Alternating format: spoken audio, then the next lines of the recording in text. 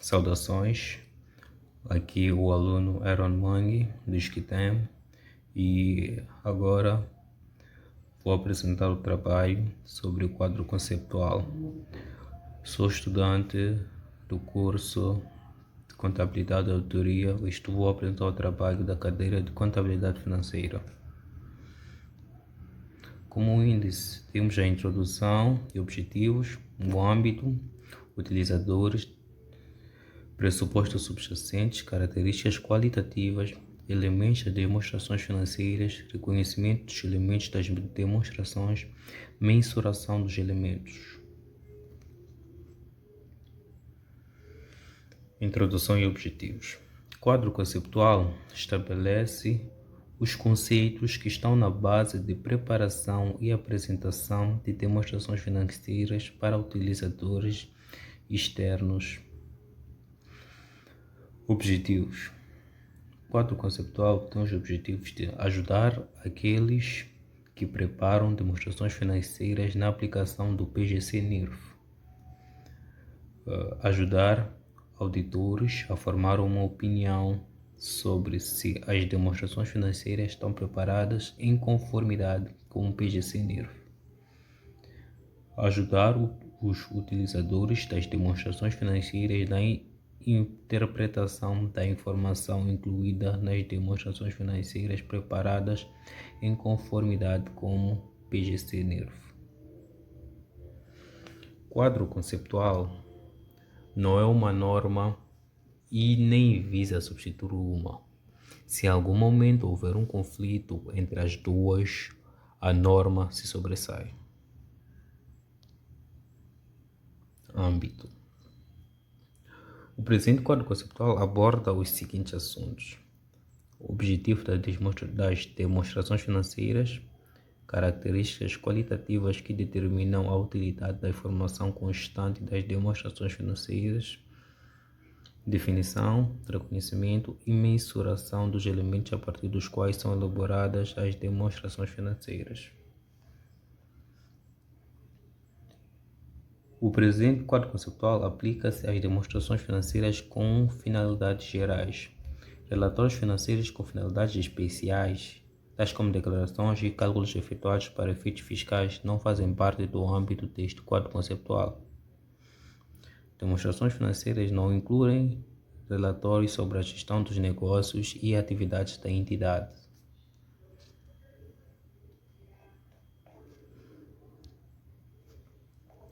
Utilizadores e necessidades de informação. Os utilizadores são constituídos por investidores, empregados, financiadores, fornecedores, clientes, governo e seus departamentos. Os investidores necessitam da informação para que os ajude a decidir se devem comprar, manter ou vender os seus investimentos, pois eles se preocupam com os riscos inerentes. Empregados necessitam de informação para saber se a entidade será capaz de pagar os seus salários e as pensões. Financiadores precisam saber se a entidade vai pagar os empréstimos e os respectivos juros concedidos.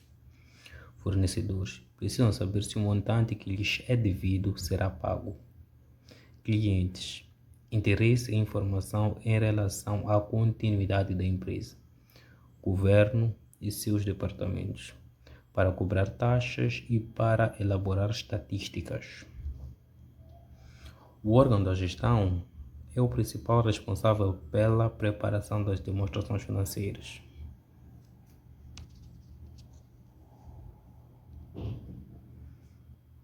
Pressupostos subjacentes.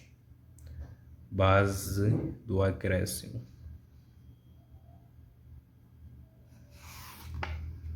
Para atingirem os seus objetivos, as demonstrações financeiras são preparadas na base contabilística do acréscimo.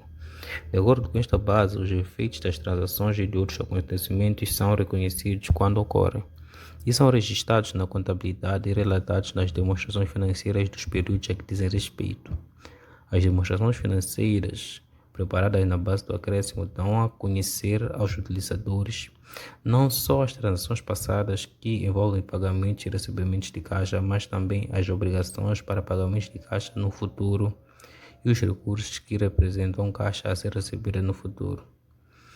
As demonstrações financeiras evidenciam o tipo de informação sobre transações passadas e outros acontecimentos que seja mais útil aos utilizadores para tomarem decisões econômicas.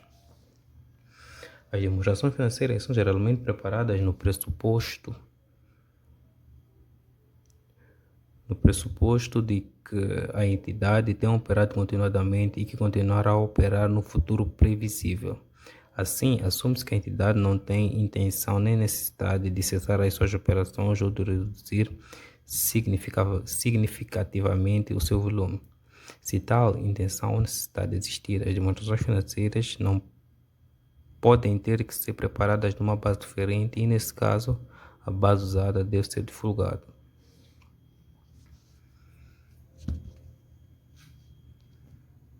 Características qualitativas das demonstrações são compreensibilidade, relevância, fiabilidade e comparabilidade.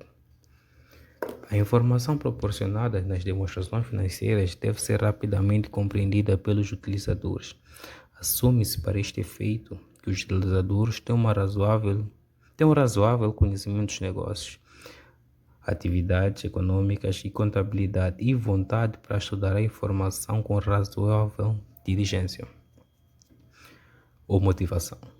No entanto, não deve ser excluída a informação sobre assuntos complexos que seja relevante para as necessidades dos utilizadores no seu processo de decisão econômica, com o argumento de que será muito difícil a sua compreensão por certos utilizadores. Relevância. Para ser útil, a informação deve ser relevante para as necessidades dos utilizadores no processo de tomada de decisões. A informação é relevante quando influencia a decisão econômica dos utilizadores, ajudando-os nas avaliações dos eventos passados, presentes ou futuros, confirmando ou corrigindo as suas avaliações efetuadas no passado. Fiabilidade. Para ser útil, a informação tem de ser também fiável. A informação é fiável quando está isenta de erros materiais ou de influências. Os auditores têm um importante papel de assegurar a fiabilidade da informação financeira. No caso de houver algum erro, os gestores, que em primeiro lugar devem ser responsabilizados. Os utilizadores, comparabilidade. Os utilizadores devem poder comparar as demonstrações financeiras de uma entidade no tempo, para identificar tendências relativamente à sua posição financeira e desempenho. Os utilizadores devem também poder comparar as demonstrações financeiras de diferentes entidades, de forma a avaliar a posição financeira, o desempenho e as alterações na posição financeira relativamente às demais. Elementos da demonstração financeira.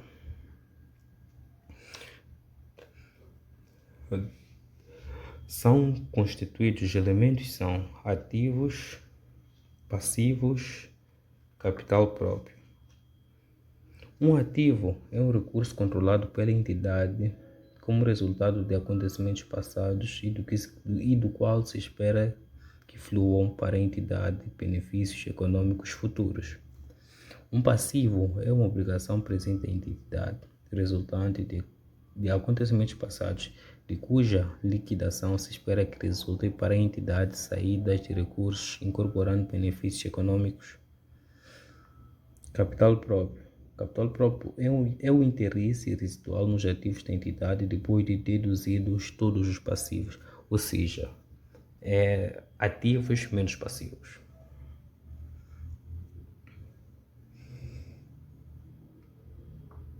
Os balanços, os elementos das demonstrações financeiras visam demonstrar o desempenho. O desempenho é geralmente demonstrado por rendimentos e gastos. Rendimentos são aumentos nos benefícios econômicos durante o período contabilístico, sob a forma de entradas ou aumentos de ativos ou de diminuições de passivos que resultam em aumentos do capital próprio, para além das contribuições dos detentores de capital. Gastos. Gastos são reduções nos benefícios econômicos durante o período contabilístico sob a forma de saídas ou diminuições de ativos ou de aumentos de passivos que resultam em reduções de capital próprio para além das distribuições aos detentores de capital. Reconhecimento dos elementos das demonstrações financeiras. É composto por reconhecimento de ativos, reconhecimento de passivos, reconhecimento de rendimentos, reconhecimento de gastos. Reconhecimento de ativos. De acordo com o quadro conceptual, o ativo é reconhecido no balanço quando for provável que benefícios econômicos futuros fluam para a entidade e o ativo tem um valor que pode ser mensurado com fiabilidade. Para além dos benefícios econômicos futuros, conforme anteriormente abordado, o ativo tem de poder ser mensurado com fiabilidade para ser reconhecido. Reconhecimento de passivos. Segundo o quadro conceptual, um passivo é reconhecido no balanço quando for provável que haverá saída de recursos incorporando benefícios econômicos que resultarão da liquidação de uma obrigação presente e que a quantia pela qual a liquidação terá lugar possa ser mensurada com fiabilidade. Um elemento-chave no reconhecimento do passivo é o grau de probabilidade de o passivo se materializar. Sendo a perda provável, estaremos perante um passivo. Sendo a perda possível, estamos perante um passivo contingente, o qual não é incluído no passivo, sendo apenas divulgado no anexo. Reconhecimento de rendimentos. Segundo o quadro conceptual, os rendimentos serão reconhecidos na demonstração dos resultados quando tem havido um aumento de benefícios econômicos futuros que possa ser mensurado com fiabilidade em resultado de um aumento de um ativo ou da redução de um passivo. Reconhecimento de gastos. De acordo com o quadro conceptual, os gastos serão reconhecidos na demonstração dos resultados quando tem havido uma redução de benefícios econômicos futuros que possa ser mensurada com fiabilidade é resultado de uma redução de um ativo ou do aumento de um passivo. Mensuração dos elementos das demonstrações financeiras.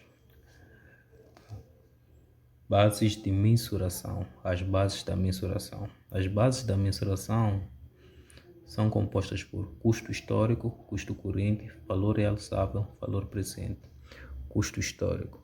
Os ativos são contabilizados pelo valor pago através de caixa ou seus equivalentes e ou o justo valor de outra retribuição dada para adquirir o ativo no momento da sua compra ou construção, ou, quando aplicável, o valor atribuído a um ativo no seu reconhecimento inicial.